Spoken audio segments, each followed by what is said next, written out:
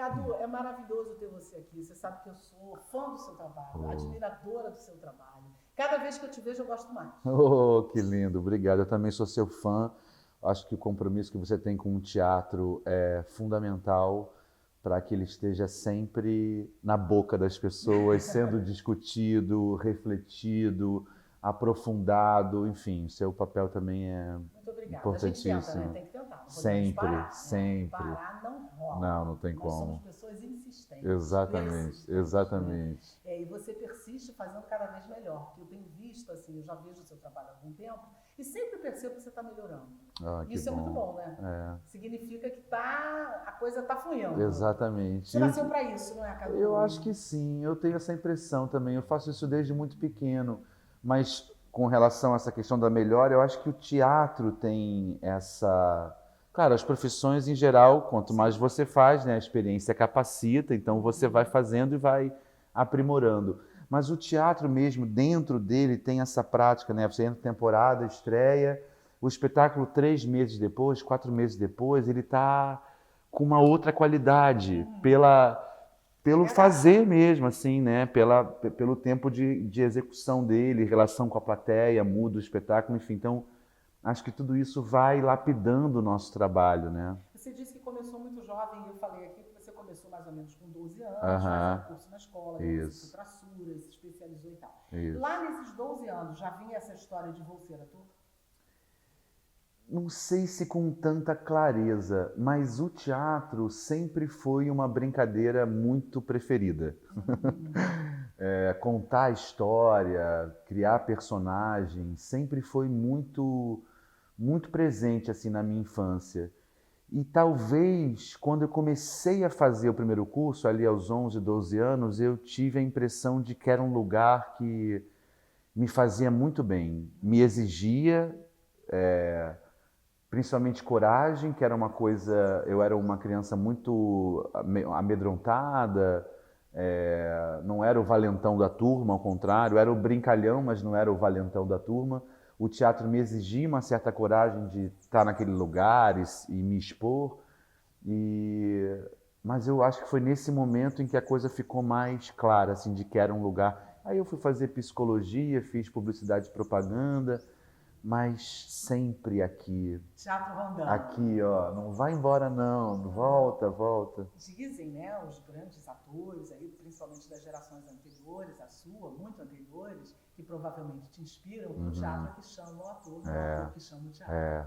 A Bibi falava muito isso. O teatro é que chama a gente, não é a gente que chama. Fala de inspiração, quais são os atores que te inspiram? Bem, acabamos de citar a Dona Fernanda, você falou de Bibi, o Nanini, Procópio, pela história dele, pela importância dele na história do teatro. Próximos da gente, Matheus Nastergalli, André Beltrão. Você circula muito, não só no teatro, como na televisão, você dirige, enfim, você tem a questão da palhaçaria, que é bárbaro. Sim. Esse processo, ele muda, ele vai mudando de acordo com o veículo, com a situação? Sim, sim. Isso é... A TV eu fiz muito pouco. O que eu sinto na TV é que é um trabalho que ele te exige um estudo muito solitário. O fato do tempo de execução daquele trabalho ser muito ágil, porque é muita coisa acontecendo ao mesmo tempo, são muitas cenas num dia de gravação. Então eu percebo que você tem um trabalho que até a hora de você entrar no estúdio é você com você mesmo. E lá você tem um tempo com o diretor e com seus parceiros de cena para resolverem questões de marca e aí você vai para o jogo. No teatro você tem um tempo de maturação da sua criação que também é individual, claro, não deixa de ser. Você é o ponto de partida para o trabalho. Mas você discute mais sobre a sua própria criação, a criação do todo, a encenação e o trabalho com seus parceiros, né? No cinema, você tem um tempo que eu acho que habita entre o teatro e a TV. Você discute o roteiro, você tem estudos de cena, você tem um diretor mais próximo de você. E a palhaçaria, ela é um processo constante de técnicas da linguagem do palhaço, mas se dá pura e simplesmente no encontro com o outro. Então, acho que são esses lugares assim que, de alguma maneira, dialogam, mas têm as suas especificidades ali, né? Você falou sobre a questão do diretor. Você teve excelentes ao longo da sua trajetória, tem tido a Miradade, o Sugarrara, a Verbal, você fez um trabalho lindo agora no pianismo. Aliás, era muito legal, porque você conseguia ligar aquela história com ninguém. Eu passei uns 10 minutos da peça admirando o seu trabalho. Ah, que bonito. Achei bárbaro. Qual é a contribuição dessa galera para o Cadu Ator? Eu acho que esses encontros do nosso ofício, eles engordam o nosso profissionalismo, o nosso compromisso com a arte, com o teatro. Nesses nomes que você citou, então tem a Mir e o Aderbal, que tem uma história enorme, tem mais tempo de teatro do que eu de vida, carregam essa experiência toda em cada gesto da direção, então isso é de um alimento, assim, nos potencializa demais no ofício. E aí o Ivan, também, como você citou, a Dani Barros agora em Procópio, que são diretores com menos tempo de estrada, pelo tempo de nascimento mesmo, de vida, mas também com um compromisso, um empenho, uma curiosidade sobre... Então, eu acho que essas figuras assim que conduzem, e eu gosto muito de direção, eu gosto muito de ser conduzido, eu entendo cada vez mais a melhora e o aprimoramento do meu trabalho nessa escuta com quem está conduzindo o trabalho. O que não comporta na sua bagagem de ator? A falta de ética,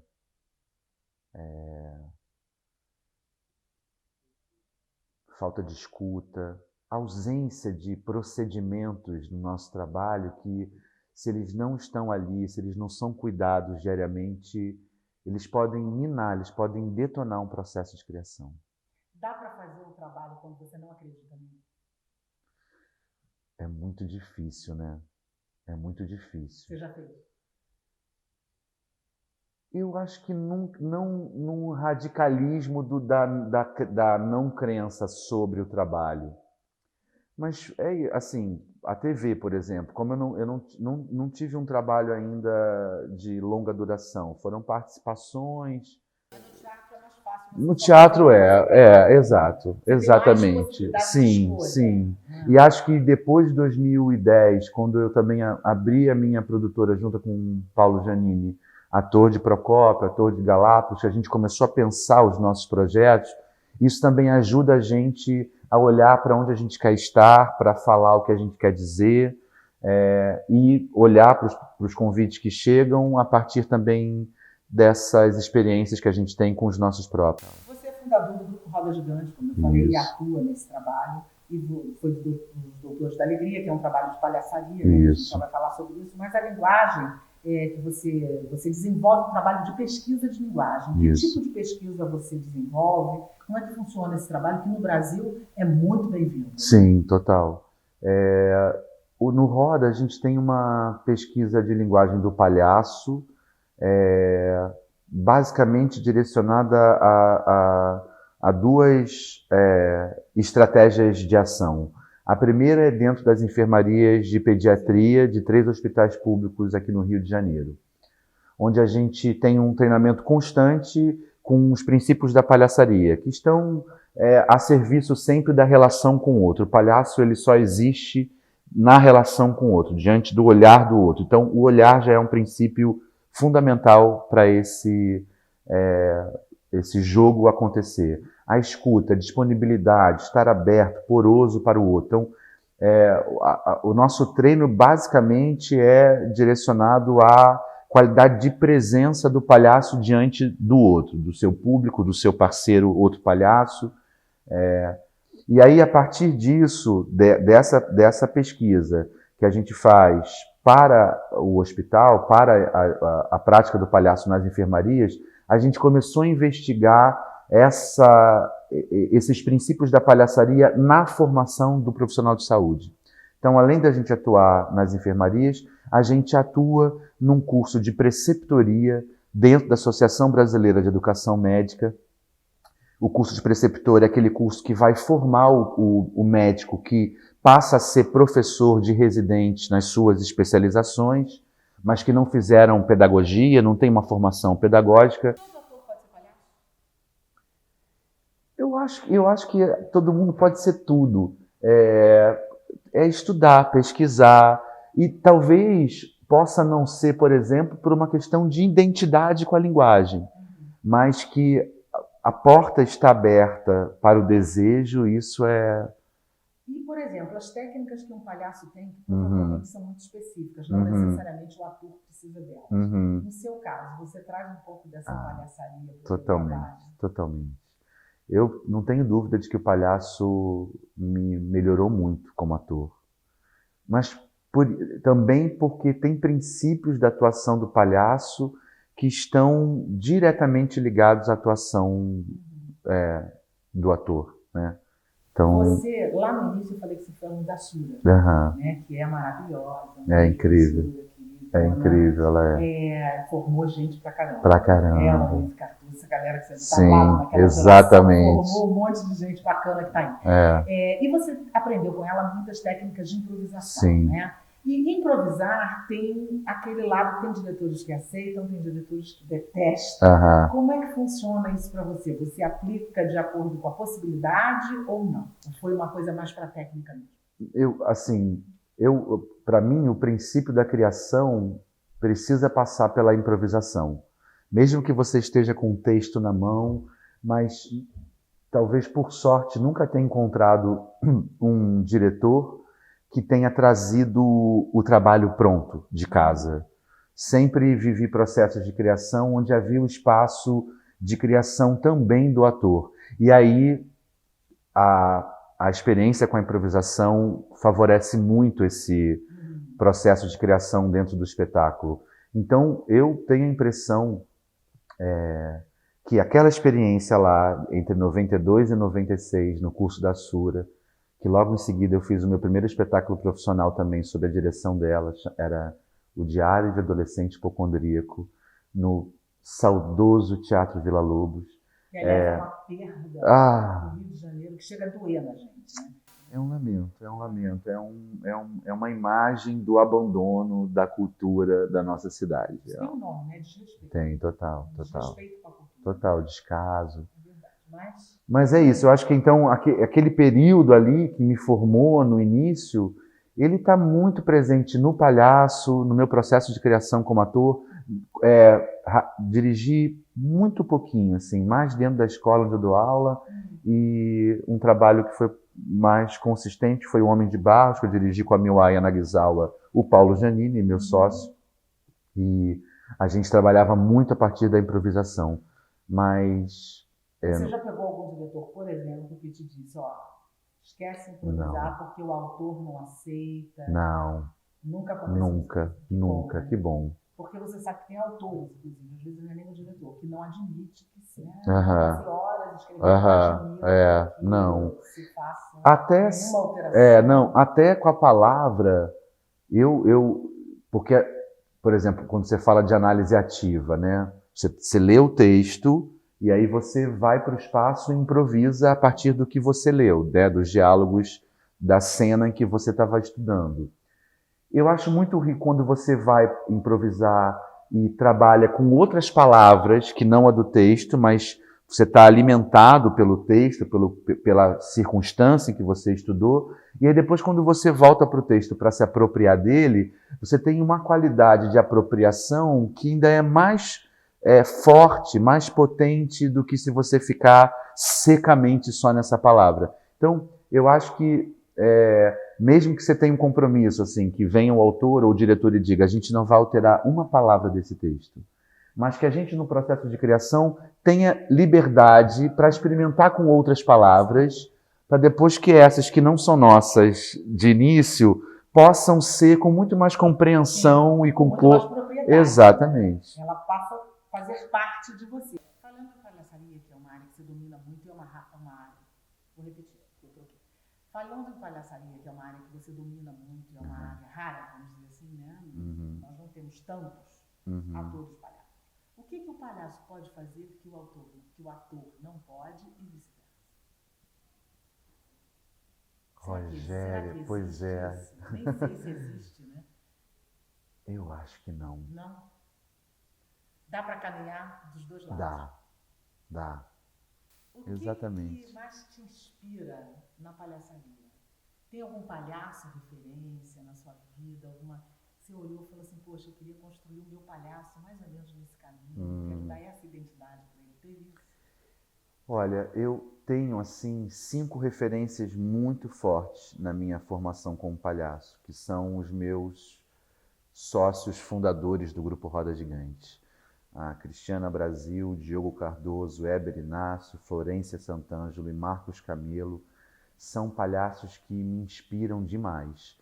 A gente passa um longo processo de formação continuada desde 2009, antes no Doutores da Alegria, desde 2005, mas esses caras eles estão o tempo todo provocando o que eu entendo, o que eu sei e o que eu não sei de palhaçaria. Essas são figuras muito lindas assim na minha formação. E aí se a gente vai mais para trás assim, então tem desde Chaplin, Buster Keaton, tem Você assistia, por exemplo, Chaplin quando era menino? Sim. Tocava, Sim, Jerry Lewis. Jerry Lewis ele é incrível, né? Ele é incrível. A gente tem muito boas referências. Tem, total, tem bom. sim. Você está gostando desse papo? Então, se inscreve no canal, deixa seu like, divulga, que a gente precisa da sua divulgação, precisa que você esteja ligado, ativa o sininho, porque aqui só passa a gente assim, ó, tipo Cadu Garcia. Então, fica ligado na gente que toda semana tem um vídeo novo. Cadu, você é muito jovem e tem uma carreira muito profícua, muito presente no teatro. E faz papéis, como eu já disse, já repeti aqui, muito bacanas, muito consistentes. Tem assim um classicão que você ainda quer fazer, tem aquele personagem que você sonha, esse aí, tô caminhando pra lá. Tá aqui na ponta da língua já. Quem é ele? Arandir, de O Beijo no Asfalto. Eu acho esse personagem de uma humanidade.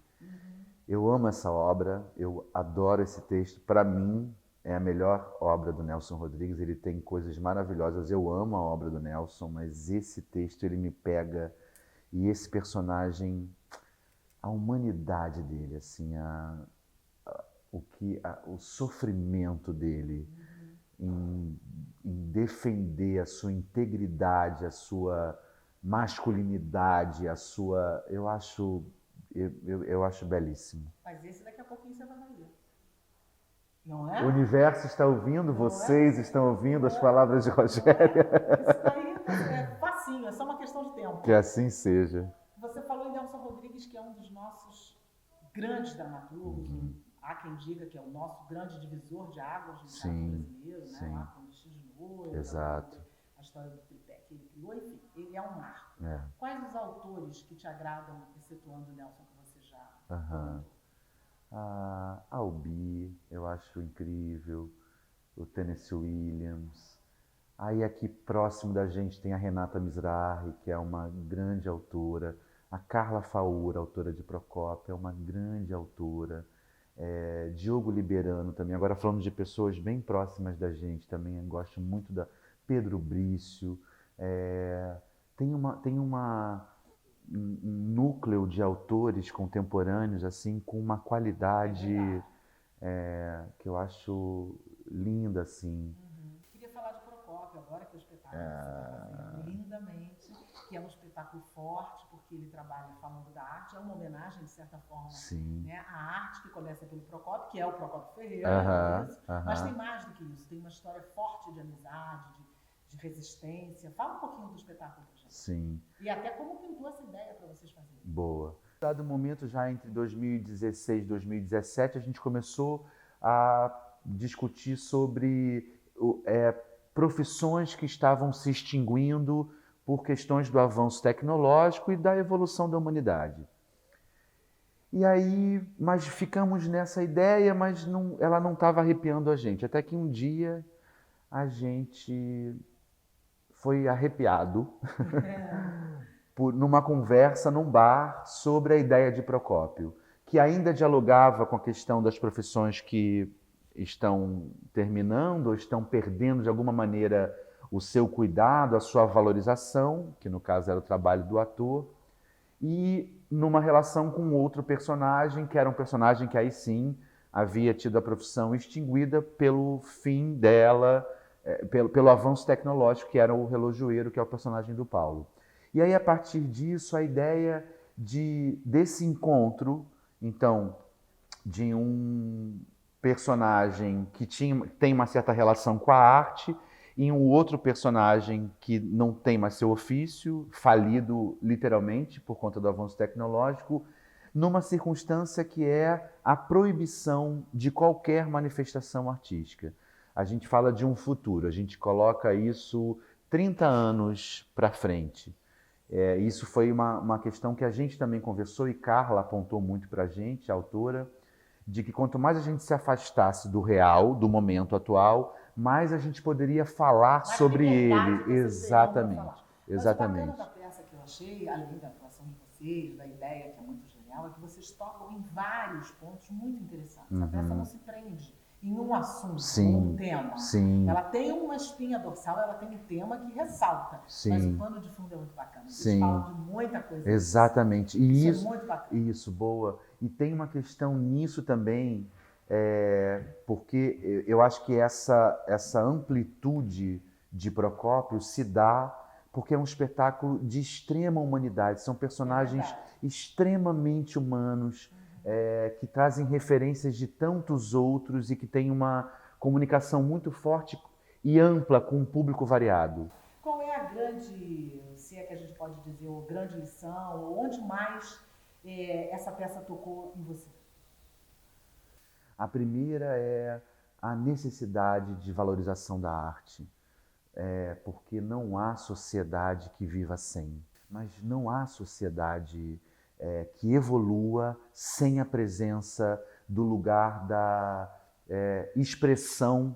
Então, para mim, Procópio diz respeito a essa importância para a evolução da humanidade e de como dois sujeitos que parecem tão diferentes e distintos podem se encontrar na diferença. A gente não pode deixar de registrar a brilhante ideia que vocês tiveram de colocar o nome do espetáculo de Procópio em homenagem ao maravilhoso ator Procópio Ferreira, que foi uma lenda do teatro brasileiro, um dos caras que as pessoas iam ao teatro por causa dele, numa época em que os atores puxavam o público. Exato. Ele era assim, um contador de histórias fenomenal, né? Um homem que tinha uma verve incrível, né? Pai da grande Bibi Ferreira, enfim, um homem de teatro. Total, então, acho que essa ideia também de fazer essa homenagem é uma coisa maravilhosa, uma ideia incrível que vocês tiveram. E uma figura importantíssima para a profissionalização do ator. Sim, do ator. A gente está chegando no final. Olha, passa rápido. Muito, né? Dá vontade de fazer o 2. Dá vontade de fazer o 2. Vamos cortar aqui e fazer mais um. Então vamos lá, uma boa lembrança. A reestreia de Procópio no Teatro Petra Gold. A gente está lá às quintas-feiras, às 20 horas, até o dia 26 de setembro. Eu recomendo. Não perca, porque é um belíssimo espetáculo. Agora é a hora da nossa indicação literária. Eu vou indicar um livro que eu achei muito interessante, sabe por quê? Porque é Graciliano Ramos. Então, eu acho que tem bem a ver com o que a gente está falando. Não vai ser, quer dizer, um clássico. Né? É um classicão, mas eu acho que a gente tem que reviver os clássicos de vez em quando, revisitá-los. É uma edição novinha, eu super recomendo. É muito legal. Qual é a tua indicação, Cadu? A minha indicação é Walter Ugumãe, um autor incrível. Eu já li a maioria dos livros dele. E indico O Filho de Mil Homens, que é um livro belíssimo. Walter Ugumãe. Perfeito. Qual é o seu lado B? Eu tenho uma relação muito tímida ainda com a escrita, mas eu acho que em algum momento ela vai... florescer. Vai. Conselho aceito. E seu aplauso vai para quem ou vai para quem? Meu aplauso vai para todos os artistas que continuam comprometidos com o seu ofício enfrentando um momento muito delicado e estranho para a cultura. Aplaudo de pé todos, os que estão na escola, os que estão começando agora, os que estão no ápice da sua trajetória, os que estão se despedindo da sua trajetória, mas nunca pararam. Aplausos e bravo, bravo e bravo. E a sua indignação vai para aqui ou vai para aqui? Vai para esse momento que a gente está vivendo. Vai para esse momento duro, burro, estúpido, em não se perceber que a cultura é parceira íntima, co-irmã da educação, mas também é isso, estamos num momento que a educação também não está sendo bem cuidada, valorizada, ao contrário, estão tirando as forças de sustentabilidade financeira desse alicerce fundamental para a humanidade, mas a minha indignação é diante, desde o corte do Ministério da Cultura até o que diariamente vem sendo feito para minar um trabalho tão importante para a sociedade. Sem cultura não temos nação, né? Pelo amor de Deus. Não vamos legitimar uma nação nunca. Né? Nunca. Obrigada. Muito obrigado. Papo bom demais. Muito. Super sucesso. Sucesso pra gente. Pra nós. E salve. No Procópio e em tudo que vier pela frente. Assim será. Tá certo? Tá certíssimo. Se você gostou do nosso papo, se inscreve no canal, deixa o like, ativa o sininho e ajuda a gente a divulgar. A gente precisa que você nos ajude, tá certo? Até o próximo. Até lá.